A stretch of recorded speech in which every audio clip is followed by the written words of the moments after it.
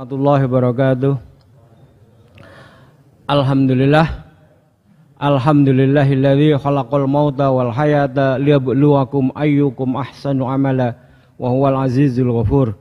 Asyhadu an la ilaha illallah wa asyhadu anna Muhammadan abduhu wa rasuluh. Allahumma sholli ala sayyidina Muhammad wa ala ali sayyidina Muhammad, amma ba'du. Jemaah Masjid Al-Mahdi rahimahullah, puji syukur kita panjatkan pada Allah Subhanahu wa ta'ala. Pada pagi hari ini kita bisa bertemu di dalam kajian subuh Masjid Al-Mahdi, tempat yang mulia. Alhamdulillah kita bisa menjalankan puasa Ramadan tahun ini, dan ini sudah memasuki lebih dari 11 ya, nggak terasa ya. Nggak terasa sudah 10 hari lewat.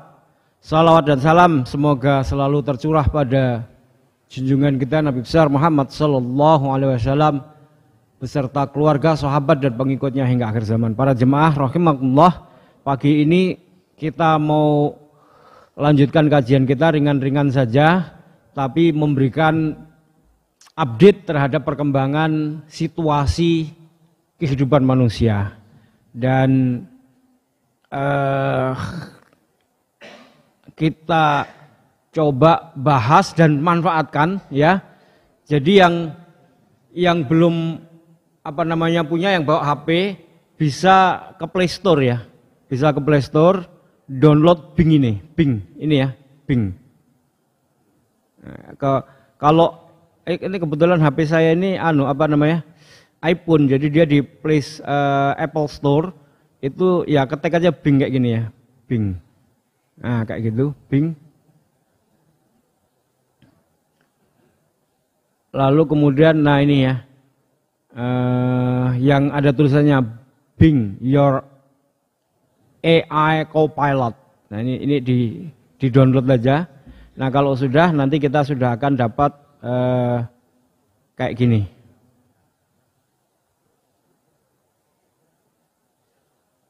Di HP kita. Nah ini ya, yang B itu, yang sebelahnya itu ChatGPT yang masih dimiliki oleh pengembang yang dikembangkan oleh Elon Musk, lalu yang dibeli oleh Bill Gates. Ya, Bill Gates itu pemilik Microsoft. Microsoft itu dulu raja komputer lah. Pokoknya kalau kita beli komputer itu selalu di komputer kita itu selalu ada Microsoft, Windows, ya kan? Dia orang paling kaya gara-gara itu, gara-gara mengembangkan namanya Windows. Jadi setiap kali kita beli komputer apa saja selain Macintosh itu selalu ada Windows. Lalu kemudian ada MS Word, MS Office, MS macam-macam, itu buatannya dia.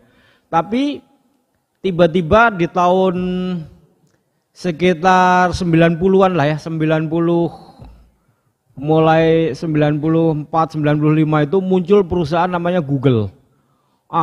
Google itu dia tidak membuat komputer, tapi dia membuat namanya search engine. Nah dengan search engine Google itu ngalahin Microsoft. Akhirnya kemudian Microsoft itu kalah sama Google. Karena kemudian walaupun kita nggak mesti menginstal Windows, setiap kali orang menginstal Windows kalau cari apa-apa kemudian cari Google. Nah akhirnya kemudian Google itu mengalahkan dia. Dan kemudian ya lama-kelamaan mereka akhirnya berbagi pasar gitu. Di seluruh dunia orang menggunakan Google. Dulu semua orang menggunakan Microsoft, jadi dia kesalip. Nah lama-lama si Microsoft ini juga cari cara gimana ngalahin Google, ya kan? Ngalahin Google. Ini perusahaan-perusahaan raksasa dunia yang ingin mengendalikan manusia seluruh dunia. Jadi inginnya orang seluruh dunia itu bisa dia kendalikan dengan cara dia membuat produk, dan setiap orang itu menggunakan produknya, dan dengan produk itu dia akan kendalikan orang itu. Sehingga kemudian dia bisa mengatur pikiran orang. Google itu sebenarnya dia mengatur pikiran kita, karena sekarang kemudian kemarin-kemarin kan cari apa-apa tanya Mbah Google, ya kan gitu. Setiap kali tanya Mbah Google itu dapat uang. Jadi kita itu gratis. Contohnya gini ya. Kenapa kok Mbah Google itu kaya raya? Itu mungkin ini saya contohkan untuk nanti kita masuk ke sana ya. Nah, Google ini kan ini Google. Nah, dia dari mana sih dapat uang ya? Coba ayo kita hitung ya. Dari mana dia dapat uang? Kita nggak bayar, tapi kenapa dia kaya? Lah inilah model bisnis. Ini misalnya saya mengetikkan busana, sekarang ini mau lebaran kan? Busana muslim, apa ya? 2023 terbaru. Anda lihat paling atas itu, tampil gaya di hari raya. Kalau saya klik satu ini ya, saya klik, nih saya ngasih uang Rp1.000 kepada Google. Dapat Rp1.000 dia dapat. Kemudian karena saya klik itu tadi, maka saya masuk ke websitenya siapa ini? Uniqlo.com. Nah, Uniqlo.com. Jadi kan kemudian saya masuk ke website ini ya, maka kemudian saya cari-cari busana muslim, apa itu namanya? Ya mungkin apa ya? Ya yang cocok untuk mau saya belikan di sini. Oke. Tadi itu kenapa Uniqlo itu muncul, ya kan? Kenapa dia muncul di situ? Karena dia membayar kepada Google. Jadi si pemilik website namanya Uniqlo, atau kemudian di bawahnya itu lihat ada kata bersponsor, ya. Di bawahnya juga bersponsor. Si 9to9.co.id, kemudian di bawahnya tadi hijub.co.id, itu ya. Kemudian Shopee itu juga. Nah, kenapa mereka muncul? Karena mereka bayar Google. Kita beranggapan dulu dia muncul di situ itu karena Google itu punya algoritma, yang algoritma itu mengindeks ya keyword-keyword yang bermuatan informasi paling relevan, maka dia munculkan paling awal. Nah, sehingga kemudian kita menganggap yang muncul paling awal itu adalah jawaban atas pertanyaan kita. Nah, lama-lama Google, setelah sekian banyak orang itu menggunakan Google, pengguna internet di seluruh dunia itu ya, manusia itu jumlah 8 miliar. Pengguna internet di seluruh dunia itu 6,8 miliar sekarang. 6,8 miliar dikurangi 900 juta orang di Cina, berarti ya sekitar 6 miliar gitu ya, masih 6 miliar itu pengguna Google. Kalau di Cina nggak ada, karena di Cina Google dilarang. Jadi pemerintah Cina punya penduduk jumlahnya 1,4 miliar, pengguna internetnya 900 juta. Ya, dia bilang dia blok Google itu, lalu dia bikin namanya Baidu. Nah, Baidu, mesin pencari namanya Baidu berbahasa Cina. Jadi kalau orang Cina cari search itu nggak ke Google, nggak ada Google. Jadi dia Baidu. Nah, jadi ada 6 miliar orang itu search setiap hari kayak gini.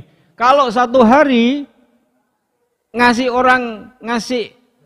Rp1.000 ya kalikan aja.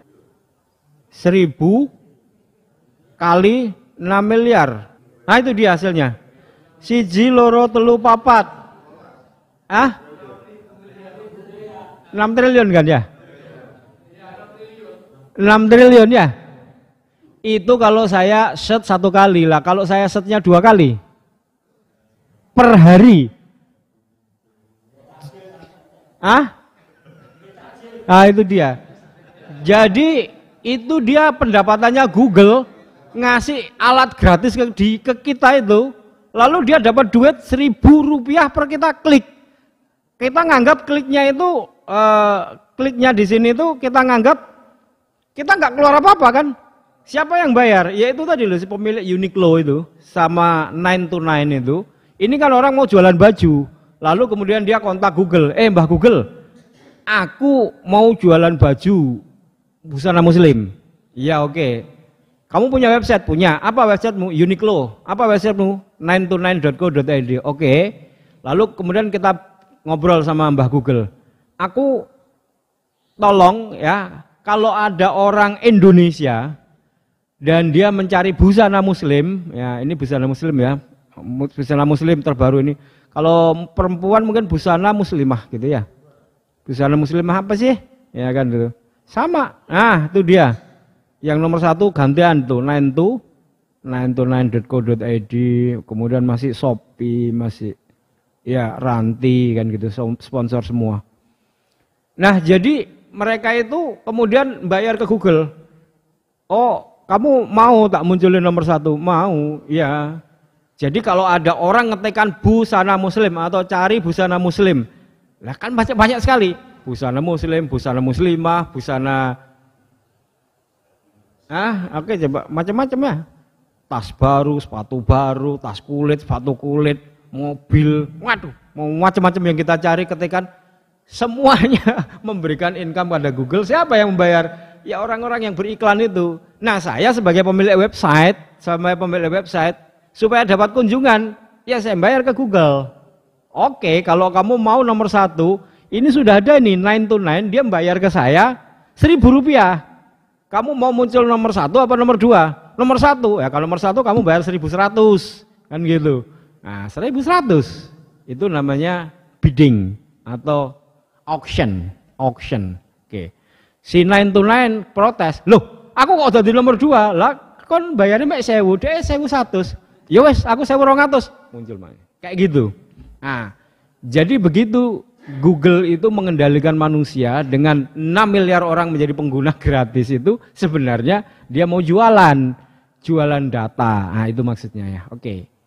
Nah, itu makanya kemudian dia mengalahkan Microsoft. Microsoft kita kan cuman beli 1 MS Office diinstal di komputer kita 1 tahun lagi baru bayar, ya enggak? Iku nek bayar wong akeh dibaca kae. Iya kan, akeh bajakan pisan ya. Kalah dia.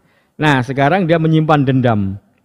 Dendamnya Bing itu kapan aku iso ngalahno Google. Nah, tiba-tiba muncul apa yang disebut dengan ChatGPT yang ini ya. Yang ini, ChatGPT ini hanya dalam hitungan bulan ratusan juta orang download, padahal untuk download itu bayar 300.000. Microsoft cepet-cepet datang. Tak tuku ya, tak tuku. Nek si siapa Bill Gates beli, yo gak mek 300.000, ya kan? Apa yang dia bilang? Iki tak beli, tak borong. Nanti ini mau tak sambungkan sama search engine saya yang namanya Bing. Jadi kamu tak beli 1 miliar US dollar. Itu kalau dikalikan dengan 15.000, 150 triliun. Nah, jadi si Microsoft itu beli 150 triliun dibayar dreng. Lalu kemudian ditaruh di Bing, lalu kita bisa menggunakannya gratis, nggak perlu bayar 300.000. Jadi kita itu dibayari sama Microsoft. Apa maksudnya Microsoft? Ya dia mau supaya semua orang itu menjadi penggunanya dia. Nanti setelah itu dia akan kendalikan pikirannya orang ini. Orang ini seluruh dunia yang jumlahnya 6 miliar ini dikendalikan sama dia, diarahkan sama dia pikiran-pikirannya, karena kemudian kita mendapatkan asisten yang sangat pintar itu di Bing gratis. Neng kono mau bayar, neng ini gratis lebih canggih, nanti lebih canggih, ya kan? Nah, sehingga kemudian dia berharap 6 miliar orang itu akan menjadi pengguna Bing semuanya. Nah, di sini pertarungannya nanti.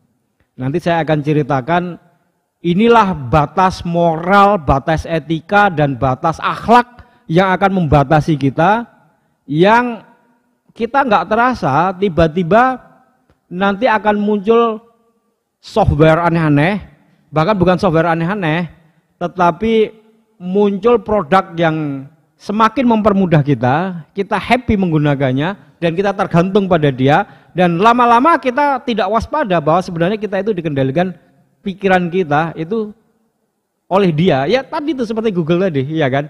Google pada awalnya ya kita mencari sesuatu dan kita menganggap apa yang diinformasikan oleh Google itu adalah informasi paling tepat. Lama-lama diubah, siapa sing paling bayar paling banyak, dan kita sudah beranggapan bahwa itu adalah jawaban yang paling tepat. Nah, jadilah model bisnis yang kemudian menghasilkan uang triliunan. Nah, sekarang Bing bayangin kalau dia 150 triliun dia gini, berarti dia sedang mikirkan nanti dia akan mendapatkan lebih dari itu. Ya kan? Nah, ini kan hanya bisa dilakukan oleh orang-orang kaya, super kaya kan. Sekarang membayar 150 triliun kemudian untuk menggratiskan orang sak dunia itu loh, digratiskan. Pikirannya orang itu sudah sedemikian cara berpikirnya. Nah, saya pagi ini hal model bisnis begini dan juga kemudian kecerdasan buatan yang seperti ini akan membawa kita pada tantangan kehidupan yang kita harus tahu batas-batas moral, batas etika, batas akhlak. Sebab ya, saya akan contohkan ya. Nanti itu kecerdasan buatan ini kan cuma diinstal di sini nih, di HP ini. Nanti akan kita akan coba dia bisa apa saja ya. Yang selain yang kemarin-kemarin itu kan ini. Nanti saya akan coba, misalnya saya mau tanya kepada dia nih, saya mau bikin peternakan domba. Ini kan April ya. Lalu Idul Adha itu apa ya? April, Mei, Juni. Juli ya? Juli, berarti ada 3 bulan. Saya mau tanya ke dia, kalau aku mau bikin peternakan domba di Sidoarjo atau di Boyolali, kira-kira untung apa enggak? Nanti saya mau tanya sama dia ya. Kita coba nanti.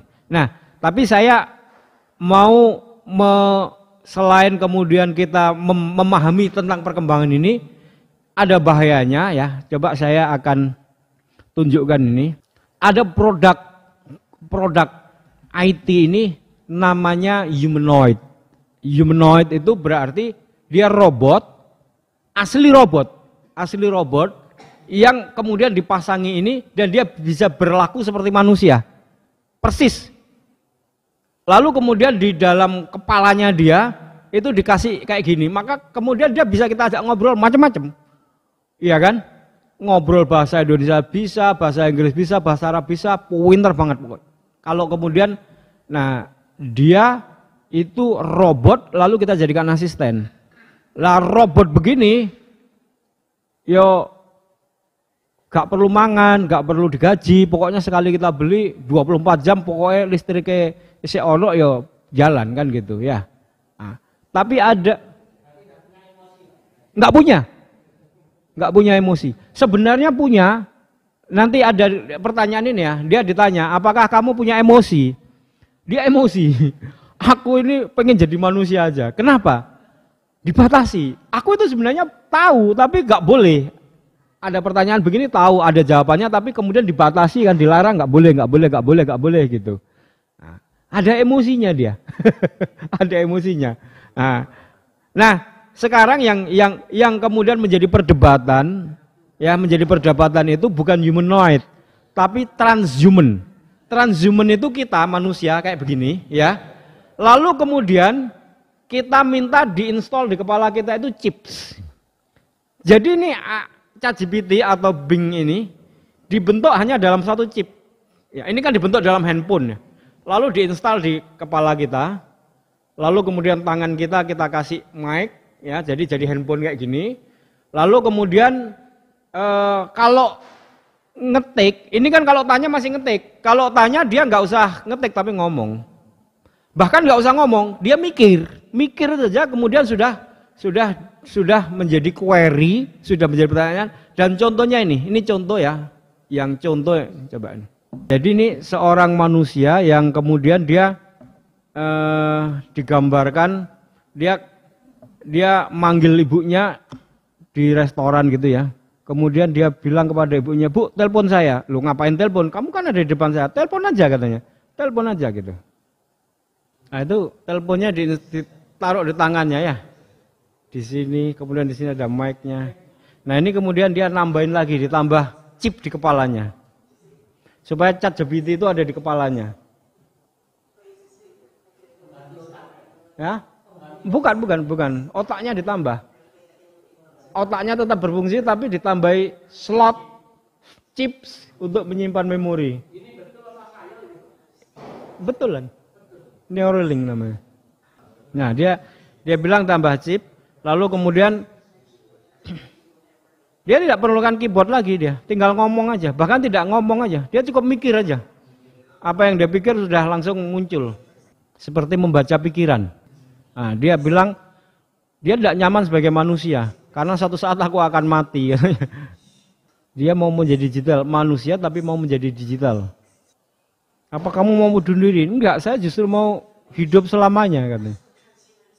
Nah, ini namanya transhuman.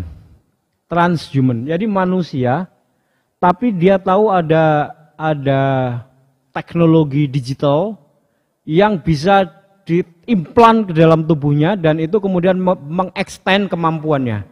IQ manusia itu paling hebat paling sekitar 200-an sekian, ya kan? Pak Habibie, Einstein gitu. Dengan ini IQ-nya 1000. Dengan ini dia IQ-nya 1000. Kenapa? Dengan chips yang ada di kepalanya ini, maka kemudian dia bertanya apa saja, itu muncul gitu kan. Menghafal Al-Quran ya langsung hafal aja, nggak usah ngaji ke gereja Quran, udah di chipnya itu, udah mau hafalan Al-Quran Imam Sudais atau Imam siapa gitu, kemudian nanti kita tinggal tanya, coba surat Al-Baqarah ayat 183 As-Sudais, ya dia langsung keluar suaranya Syekh As-Sudaisi atau siapa-siapa gitu. Jadi dia nggak perlu murojaah, tinggal diinstal. Ya, itu tadi yang dilakukan si wanita ini tadi ya, yang dilakukan ini namanya transhuman. Nah, lalu kemudian teknologi berkembang. Kalau chipnya ditaruh di sini, mungkin terlalu besar kalau kapasitas memorinya gede banget, ya kan? Mungkin chipnya nanti akan terlalu gede, butuhnya 1 terabyte, kayak memori HP kita dislotkan gitu, jadi di kepala ini nanti bisa diganti-ganti. Strip gini kemudian diganti memori yang mana gitu kan. Itu yang dilakukan tadi itu. Jadi nanti di kepalanya di sini ini kayak tinggal diganti chip-chipnya, maka kemudian dia bisa ganti-ganti gitu. Tapi teknologi 5G itu memori tidak di kepala, tapi memori itu ada di cloud. Jadi tinggal chipnya ini connect-nya dengan 5G. Kalau sekarang kan 4G ya, 5G. 5G itu kan kecepatannya tinggi sekali, minimal itu 1 giga, satu handphone. Maka loadingnya itu memanggil memori yang ada di cloud. Nah, memori yang ada di cloud itu kan unlimited, nggak lagi hitungannya terabyte, tapi ya bertera-terabyte, semua storage yang terkoneksi dengan di internet, di mana saja itu menjadi memori yang ada di kepalanya dia selama dia punya koneksi internet gitu. Ini makanya orang yang dengan transhuman yang menginstal chip di kepalanya dan kemudian terkoneksi dengan 5G, lalu 5G-nya connect dengan storage yang ada di cloud, maka seluruh pengetahuan yang tersimpan itu dia langsung tahu gitu loh. Langsung tahu ketika ditanya, maka dia mikir pertanyaannya orang itu, misalnya sedang ditanya apa, ya langsung dia panggil di situ dan dia bisa ngomong. Oh, ini kan sesuatu yang ya mengextend kemampuan manusia menjadi luar biasa, dan itu menjadi pertanyaannya boleh apa enggak kan nanti kan ya. Manusia begitu itu boleh apa enggak? Belum lagi pertanyaannya Pak Markaban itu tadi. Itu teknologi digital. Ada lagi teknologi bukan digital tapi teknologi bio.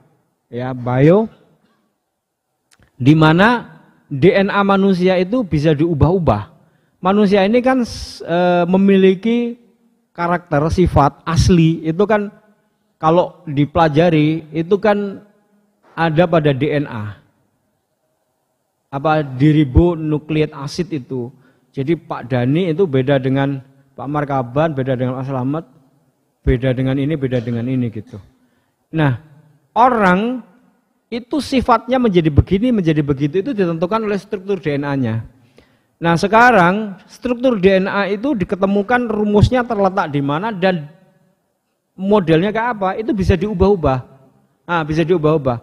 Jadi orang itu sekarang ini bisa melahirkan manusia dan dia bisa menginginkan manusia itu seperti apa. Misalnya gini, aku pengen punya anak, anaknya nanti jago sepak bola kayak Siapa itu namanya? Messi. Oke, ambil DNA-nya Messi. DNA-nya Messi itu kan cuman keringetnya atau darahnya atau apa setetes itu kan udah ketahuan. Oke, ini modelnya nanti kayak gini. Jadi nanti dia pintar sepak bola. Tapi ojo pendek kayak Messi, tinggi kayak Michael Jordan. Nah, ambil Michael Jordan DNA-nya. Tapi melayunya kurang banter kayak Ben Johnson gitu. Jadi dia menginginkan larinya nanti kenceng kayak Ben Johnson, tingginya kayak Michael Jordan, punya kemampuan sepak bola kayak Messi, lalu pintarnya kayak Einstein. Lalu kemudian dia buat itu struktur DNA-nya, lahirlah manusia yang seperti itu. Generasi mendatang, jadi kemudian generasinya itu menjadi kalau mau bikin tim sepak bola maka dia ngumpulin DNA orang-orang jago sepak bola, ditambah dengan ini tambah ini, maka kemudian nanti 20 tahun mendatang ketika dia umurnya 20 maka dia punya tim sepak bola Messi plus Ronaldo plus siapa dalam satu tim gitu. Itu bisa dilakukan sekarang gitu. Bisa dilakukan sekarang. Karena kemudian DNA manusia itu bisa di copy paste dan kemudian bisa dicetakkan kepada nanti dia mau melahirkan seperti apa gitu. Itu makanya kemudian ini menjadi persoalan buat kita, ini boleh apa enggak gitu. Kalau enggak boleh, maka mereka boleh karena mereka enggak punya aturan etika moral seperti kita, ya enggak? Kita enggak boleh, mereka boleh. Maka generasi berikutnya kita akan berhadapan dengan generasi-generasi yang seperti itu. Kalah tok awake dhewe ya kan. Bal-balan yo kalah, badminton yo kalah. Belum lagi mau sepak bola kita menolak Israel gak situ ya kan. Nah, jadi itu yang akan kita hadapi ke depan itu adalah seperti itu. Ini menjadi tantangan. Kalau Muhammadiyah itu punya majelis tarjih dan tajdid, nah itu nanti di majelis tajdid itu yang membahas itu boleh atau enggak bolehnya kan gitu. Nah, karena boleh atau enggak boleh di sana enggak ada urusannya, dia jalan aja. Dia jalan aja dan jadi aja gitu. Nah, karena di sana enggak ada urusan boleh atau enggak boleh kan gitu. Nah, itu situasi yang akan kita hadapi ke depan itu sehingga kemudian teknologi benar-benar akan bukan hanya menggantikan manusia, tapi benar-benar kemudian kita akan menghadapi situasi di mana kemudian kita berhadapan dengan humanoid, transhuman, dan berbagai teknologi yang akan berhadapan dengan kita. Kita bisa bayangkan humanoid, robot, persis robot, seperti manusia, tapi dia tugasnya jadi tentara. Jadi sebagai tentara maju tok aja dia. Ditembak ya mek guling gitu tok, ya kan? Ditembak mek guling bangun lagi gini. Lah kalau musuh tentara kita ya capek musuh sama dia ya enggak? Ya kan gitu. Ya? Nah, itu nanti teknologi itulah makanya kemudian nanti teknologi itu bisa hancur dan kita kembali karena ada kita punya keyakinan di dalam hadis itu teknologi ini semua akan hancur ketika kemudian peristiwa kosmos yang kemudian ad-dukhon itu ya kan. Ya, maka kemudian kita akan berhadapan dengan manusia. Nggak ada lagi teknologi kan itu ya. Nanti akan di akhir zaman memang akan begitu. Jadi semua yang terkait dengan teknologi mati. Jadi tinggal manusia yang masih punya kemampuan manusia nanti perang pedang dengan pedang, nggak lagi pakai senapan, pistol, nggak ada teknologi kan gitu. Nanti perang akhir zaman yang kita sebut al-malhamah kubro, ya kan? Kalau mereka menyebutnya Armageddon, ya. Orang Yahudi, orang Nasrani itu meyakini itu ada perang yang namanya Armageddon. Armageddon itu adalah perang, dia meyakini begini. Ada namanya, kalau kita Dajjal, dia namanya antikris. dan itu akan menciptakan manusia seluruhnya itu akan dikendalikan oleh chips, ya kayak chips gitu. Lalu ini akan hancur dan kemudian akan terjadi perang juga akhir zaman yang disebut dengan Armageddon itu. Nah, dan itu perangnya ya manusia dengan kekuatan manusia, pedang, panah, kuda gitu. Nah, ini sama seperti Al-Mahamah Al-Kubro kan gitu. Ya sebenarnya Armageddon itu kan sebuah kisah di dalam kitab Bible. Ya kalau kita ya sama seperti Al-Mahamah Al-Kubro. Ya gitu. Akhirnya memang nanti kita di akhir zaman teknologi akan hilang ya ketika Ad-Dukhan. Tapi oke, nah sekarang yang kita hadapi nih teknologi pertama itu ada di HP. Walaupun sekarang sudah berkembang menjadi humanoid dan transhuman di sana. Di luar sana, di luar kita itu sudah orang berkembang transhuman dan humanoid. Jadi kalau dia butuh sekretaris nggak lagi ini beli aja. Dia beli aja sekretaris, dia mau sekretaris yang cantiknya kayak ini itu dia tinggal sebut aja kemudian nanti dibuatkan itu sekretarisnya kayak gitu. Lalu dia bisa apa saja kayak gitu loh. Nah, itu terjadi di sana. Di sana nggak ada urusannya dengan etika, akhlak, moral gitu kan. Yang penting praktis, efisien. Nah, gitu. Cloning. Kalau cloning itu melahirkan manusia persis seperti kita, mesti DNA saya, tapi tidak melalui perkawinan. Cloning. Jadi sebenarnya dia ingin melahirkan manusia itu kan melahirkan melalui perkawinan kan ya. Perkawinan, kemudian itu apa namanya, kemudian di rahim ibu lahir dan kemudian alami. Nah kalau cloning itu saya ingin mempunyai manusia persis seperti Einstein. Maka DNA Einstein itu diambil, lalu kemudian dia membuat bayi, lalu bayi itu tadi itu dibentuk DNA-nya seperti Einstein itu. Maka kemudian nanti muncul manusia persis seperti Einstein. Itu di cloning namanya. Dan itu sudah berhasil dilakukan untuk domba yang namanya domba Dolly itu kan. Dolly itu sudah ada. Jadi persis seperti domba ini gitu. Nah, dan kemudian ini kebetulan manusia seluruh dunia itu masih sepakat nggak boleh mengkloning manusia itu. Maka yang bisa dilakukan cloning terhadap domba, binatang. Lalu sekarang muncul boleh dilakukan cloning terhadap organ. Jadi misalnya ini kita sakit ginjalnya harus ganti ginjal. Kalau dulu kan cari orang yang kemudian ginjalnya diambil dimasukkan. Ini cloning khusus ginjal. Nah, ginjalnya dibuat, lalu ginjalnya ini diimplankan kepada orang. Sehingga kemudian dia mengimplan ginjal itu tidak perlu mengambil orang, ginjalnya orang diambil.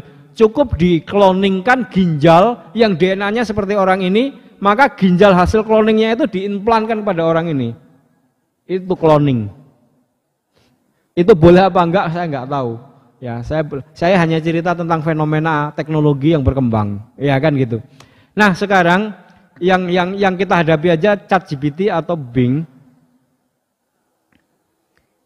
Ini misalnya, nah ini sangat membantu kita untuk banyak hal ya. Misalnya contoh sekarang kemudian kita bergantung pada dia karena dia itu bisa membantu kita untuk banyak hal. Misalnya tadi ya saya mau mencontohkan untuk saya mau bikin apa namanya peternakan ya. Nah, oke, ini saya contohkan. Lalu kemudian saya minta Bing untuk membuatkan studi kelayakan atau feasibility study kalau saya membuat peternakan penggemukan kambing.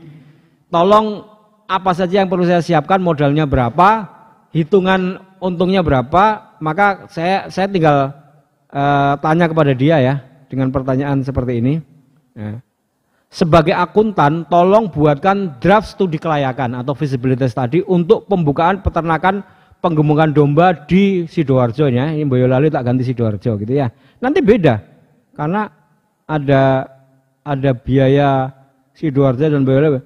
Kapasitasnya 100 ekor kambing, bibitnya saya ngambil bibit yang 1 juta, jadi sudah agak besar per ekor, panen 3 bulan kemudian kan gitu.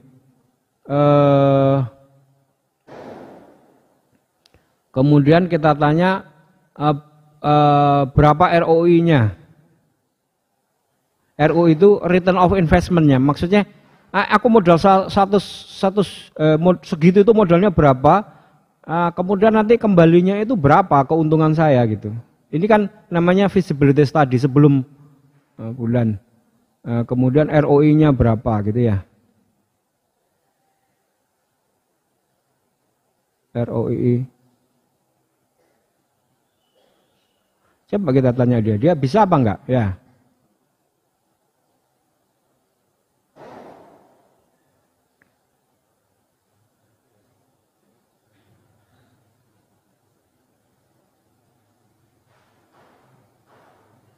Nah, dia mencari data misalnya Sidoarjo itu upah minimumnya berapa, kemudian harga kambing itu berapa kalau dijual nanti gitu. Nah, nih, oke ya. Berikut adalah beberapa informasi yang mungkin berguna untuk Anda. Menurut salah satu hasil pencarian, analisis kelayakan usaha penggemukan domba dan kambing dapat dilakukan berdasarkan aspek non-financial seperti aspek pasar, menurut hasil pencarian web lainnya PT Tawakal Ternak memiliki NPV 147. Oke, kita tunggu sampai hasil akhirnya. Kita dapat kesimpulan nanti itu bisa layak apa enggak kita. IRR-nya 7,4%, BC-nya 1,1. Dari parameter tersebut menunjukkan bahwa perusahaan telah memenuhi kriteria kelayakan usaha. Nah, jadi mungkin ROI-nya nggak usah kita tanya supaya ini jadi hasilnya itu bergantung kepada kita bertanyanya kepada dia ya. Berapa modalnya? Jadi kalau 100 ekor kambing untuk kemudian 3 bulan kira-kira modalnya berapa? Coba kita tanya. Jadi ini kalau kita mau bikin usaha apa, itu kita bisa tanya dia sehingga kemudian kita bisa ya oke. Ya dijual itulah menurut hasil pencarian. Nah, investasi awal adalah 6,5 juta, total biaya variabel sekian 23. Keuntungannya jadi menurut hasil pencarian web lainnya ROI rasionya adalah keuntungan. Oke. Artinya setiap rupiah yang Anda investasikan dalam usaha ternak domba akan memberikan keuntungan sebesar 20,38 dalam jangka waktu 60 hari. 60 hari 2 bulan ya. Nah, jadi kalau kita cari di Sidoarjo ini, kalau kita cari kambing yang 1 jutaan bibitnya, lalu kemudian kita ternak dalam waktu sekian, itu sudah menghitung macam-macam gitu, itu berarti untung gitu. Kalau kita mau lakukan itu. Dan ini bisa kita lakukan untuk macam-macam, ternak lele, ternak belut, ternak ini, atau kemudian kita menghitung macam-macam itu bisa. Nah ini untuk yang sebagai akuntan. Belum lagi kalau kita tanya sebagai ya kalau cuman hanya sekedar gini boleh enggak, misalnya puasa membau makanan boleh apa enggak, kayak gitu ya. Misalnya itu soal gampang buat dia ya. Saat puasa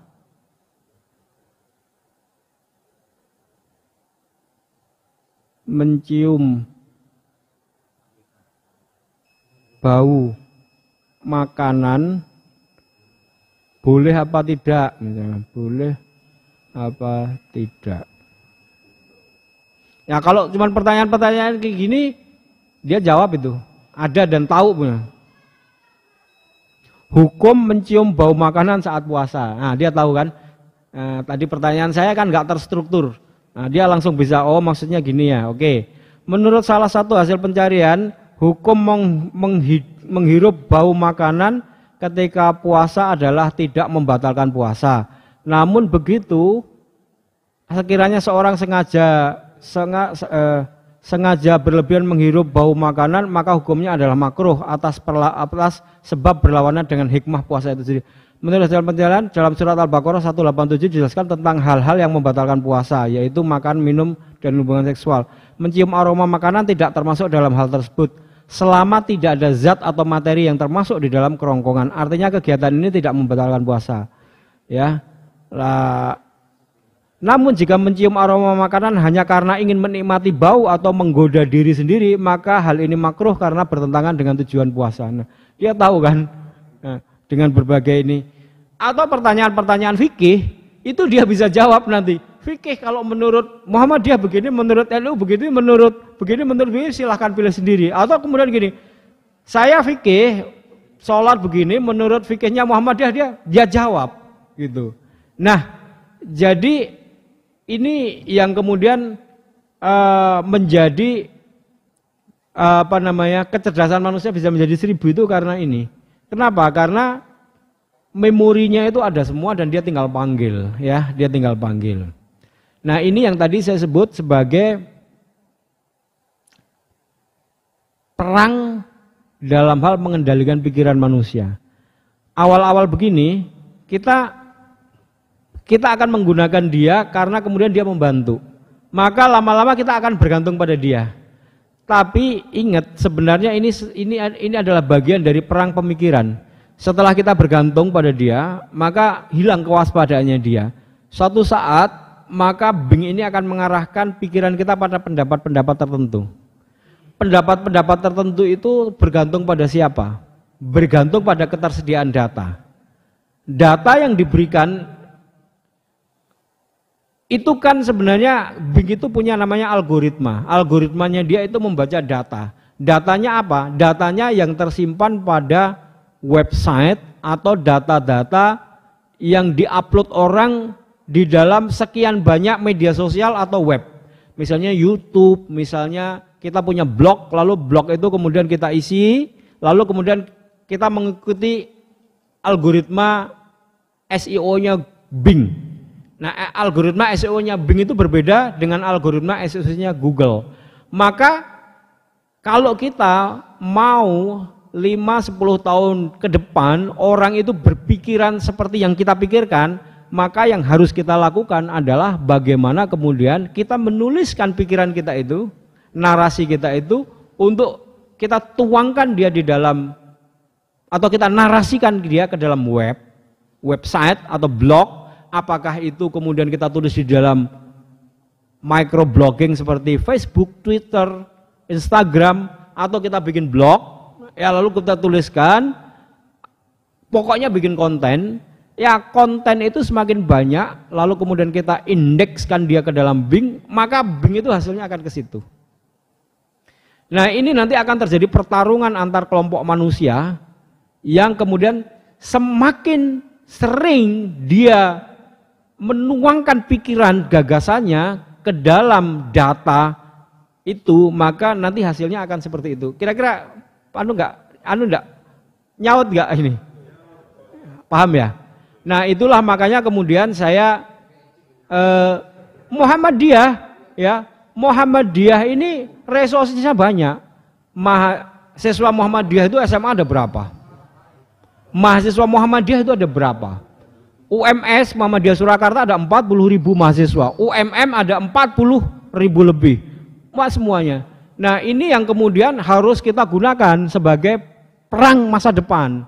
Apa yang dilakukan? Ya, saya ngajar di Semamuga, maka saya ajarkan mereka untuk itu. Misalnya ini hasilnya kayak gini nih, anak-anak ini selama puasa liburan ya saya tulis. Nah ini misalnya anak-anak ini, nah ini misalnya ini anak-anak Muhammadiyah, membuat blog kayak begini. Ini cuman saya ajarkan 1 semester kemarin. Tapi ini ngajarinnya ya nggak bisa langsung blog, jadi ngajarinnya cara membuat narasi. Wong anak-anak itu mengungkapkan siapa namanya aja malu-malu, apalagi kemudian mengungkapkan siapanya itu, kamu alamatnya di mana? Nggak tahu. Kamu ini loh nggak tahu alamatnya lah. Kalau kamu hilang itu gimana nanti kan gitu. Nah, jadi mulai dari memotivasi mereka, kemudian memberitahukan kepada mereka tentang bagaimana pentingnya menjadi seorang cendekiawan atau intelektual itu, tandanya adalah seperti surat Al-Baqarah ayat 190.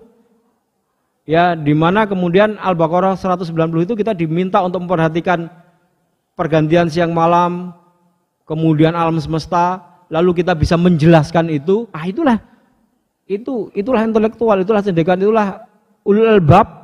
Maka kalau kamu mau menjadi ulul albab, hal yang pertama bisa kamu lakukan adalah kamu bisa mengungkapkan apa pikiranmu menjadi tulisan. Nah, maka kemudian ya seperti ini ya. Nah, kemudian dia mulai saya suruh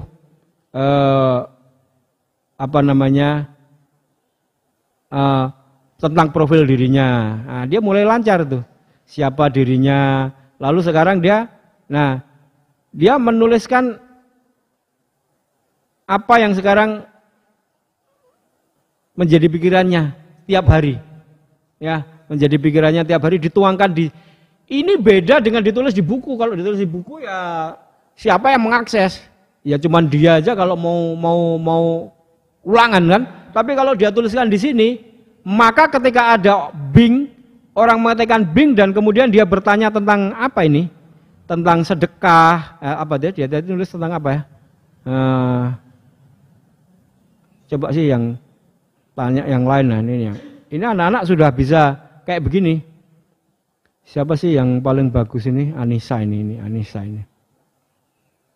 Nah, dia bikin blog, lalu kemudian dia apa aja ya?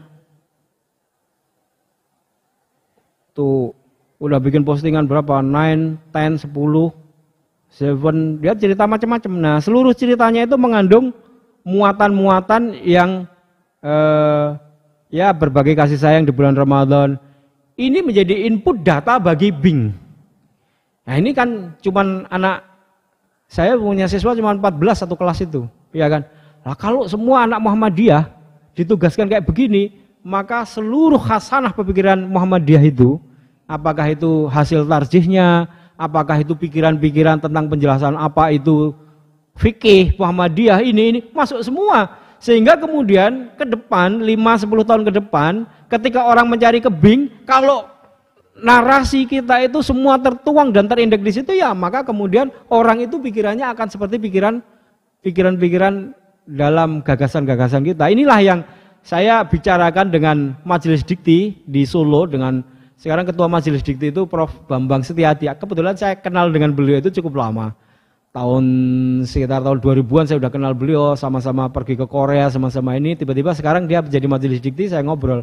Saya bilang sama Prof, ini perang kita itu, perang pemikiran itu membutuhkan narasi. Narasi kita itu banyak sekali, tapi itu kalau ditulis satu orang ya setengah mati. Tapi kalau kita punya resources yang sekian banyak, lalu kemudian kita buat Prof, mata kuliah di masing-masing perguruan tinggi itu tekno digitalpreneur atau digitalpreneur, maka kemudian kita bisa gerakan modal sosial kita itu untuk perang apa ya, perang pemikiran itu, al-ghazul al-fikr. Gimana caranya? Ya mahasiswa-mahasiswa itu kita tugaskan mereka bikin blog-blog pribadi. Oh, jangan mahasiswa ini malah anak SMA loh, kelas 1 kan ini yang saya ajari itu bisa kok, bahkan mulai dari nol. Untuk mengungkapkan siapa dirinya, alamatnya aja pleot gitu. Sekarang dia nulis lancar sekali. Udah cerita macam-macam yang tentang ini tentang itu, dia macam-macam. Itu dia sudah cerita lancar. Nah, ini calon-calon intelektual atau cendekiawan atau ulul albab itu cirinya adalah dia itu memperhatikan alam sekitarnya. Ya, gimana sih surat Ali Imran 190 itu? Depannya gimana? Depannya eling dari belakangnya. Inna fi khalqis samawati wal ardi wa ikhtilafil laili wan nahar la ayatil lil albab. Alladzina yadhkuruna Allaha qiyaman wa qu'udan wa 'ala junubihim. Jadi mereka yang disebut ulul albab itu adalah orang-orang yang oleh Allah ditunjukkan, kamu perhatikan tentang apa yang ada di sekitarmu. Kamu perhatikan tentang pergantian siang dan malam. Kamu perhatikan tentang penciptaan alam semesta.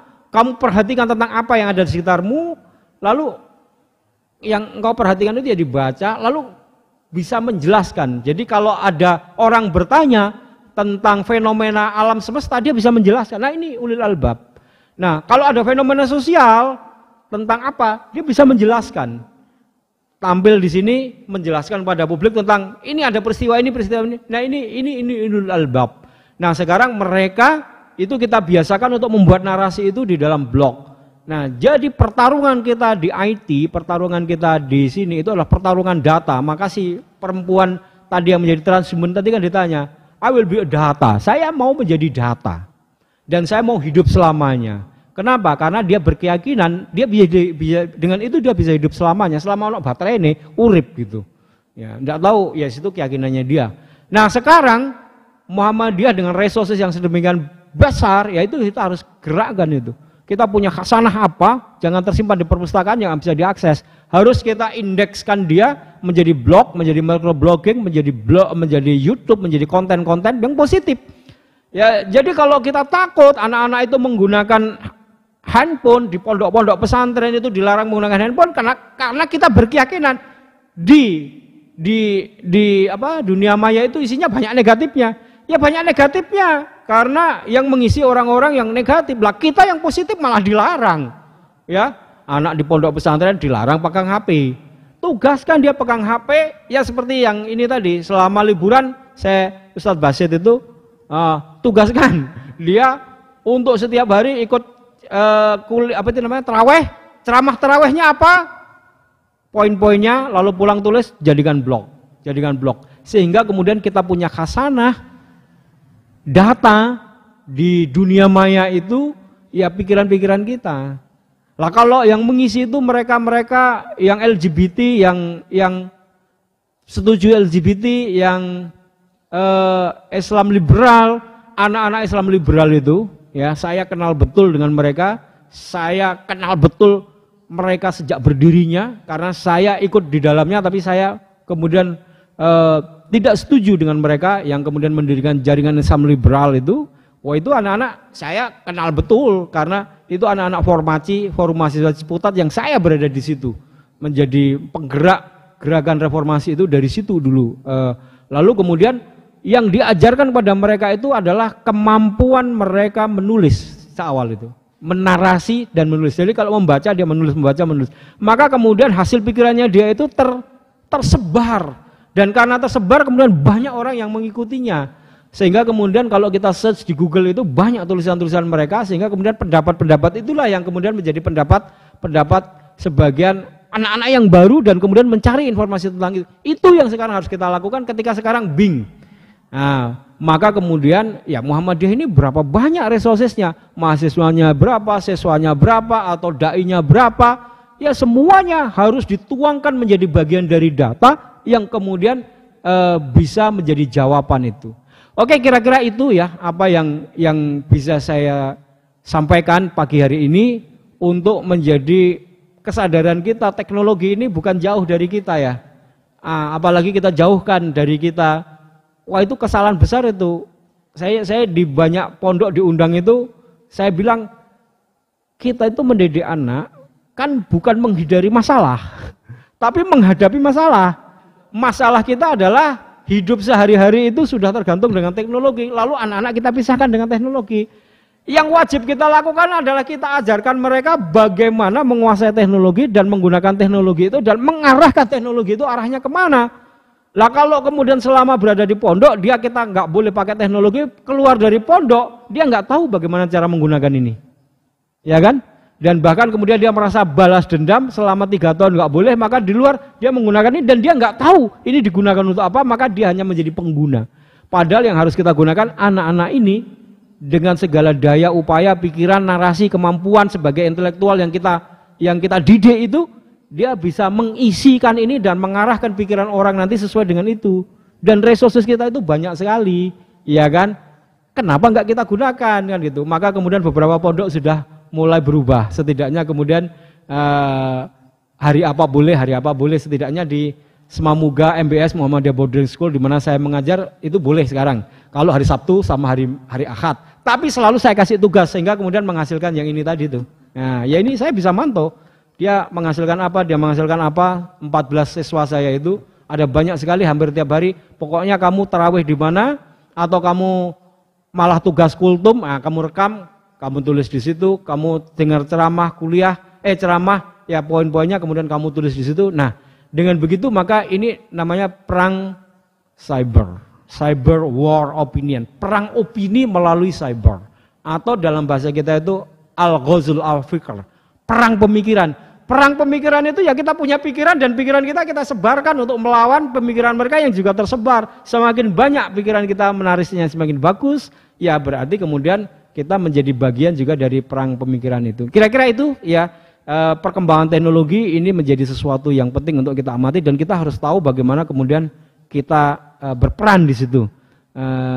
Supaya kemudian arah pemikiran atau arah kehidupan kita itu nggak terlalu jauh-jauh diarahkan pada orang lain yang menggunakan teknologi untuk mengarahkan manusia kepada arah yang berbeda dengan apa yang kita pikirkan. Terima kasih. Subhanakallahumma wa bihamdika asyhadu alla ilaha illa anta astaghfiruka wa atubu ilaik. Assalamualaikum warahmatullahi wabarakatuh.